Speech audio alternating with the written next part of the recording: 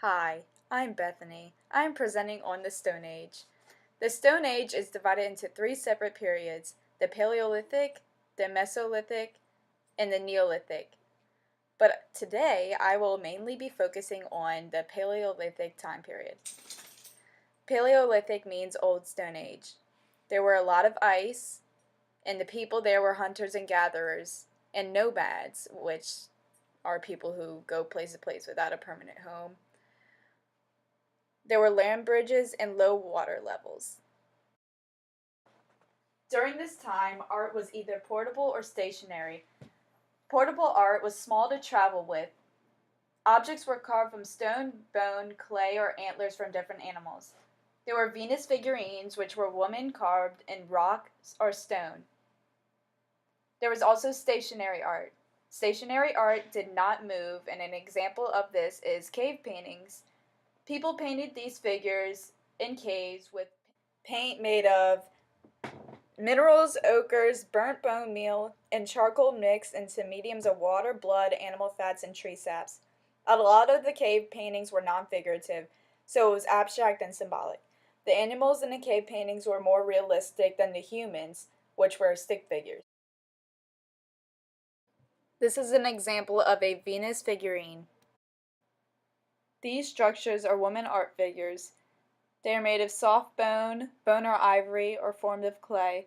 They are found from Western Europe to Siberia, and they're made of the Oolithic limestone.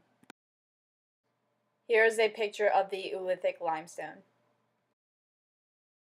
The cave paintings were normally painted on walls and ceilings of the caves. People think that these paintings were a way of communicating or had religious purpose to them. The paintings were normally red, yellow, or black pigments. A lot of the famous cave paintings were in the Lascaux Cave. This cave was discovered by four teenage boys on September 12, 1940. This cave is in France and is about 20,000 years old. The paintings are made mostly of large animals. There are different sections of this cave, such as the Great Hall of Bulls, the Lateral Passage, the Shaft of Dead Man, the Chamber of Engravings, the Painted Gallery, and the Chamber of Felines. The Lascaux Cave has about 2,000 paintings of animals, humans, and abstract signs.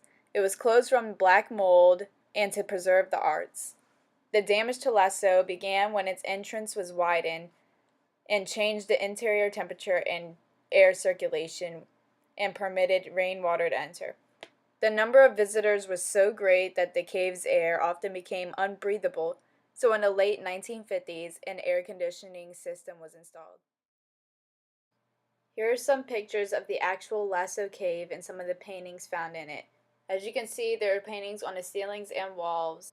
In the cave, there are many paintings that are pretty big, such as the one on the right of the deer or lamb. Here is a quote from the chief painter of a museum, Lafleur, and what he said about the original works. We try to understand them really, to understand how and why they were painted this way. This is what Mr. Ringenbash said about the cave paintings. They were extraordinary technicians, reproducing animal likenesses from memory with their highly vivid moments. Now I will be talking about the Mesolithic time period. During this time period was when people began to farm. It is considered the Middle Stone Age. Engravings in caves started to appear, and so did warmer weather. Cave art starts to go away and rock art starts to come. And here's an example of a rock art that people made. Now I will be talking about the Neolithic time period. In this period, ancient pottery was the major art form. People made terracotta sculptures, which is in the pic at the bottom. Construction of religious temples, shrines, and tombs started, and the civilization started to begin. People learned how to domesticate animals, and they polished stone tools rather than chipping them. Here is a picture of all the hand axes and how they evolved throughout the periods of the Stone Age. The axes were teardrop-shaped stone tools with two sharpened edges that met at a point. They were made by roughly chipping away flakes from the edges with a hammer and then sharpening the edges by chipping away smaller flakes. Then a pointed stick was used to pry off the tiny flakes of stone. Finished. Here are my sources.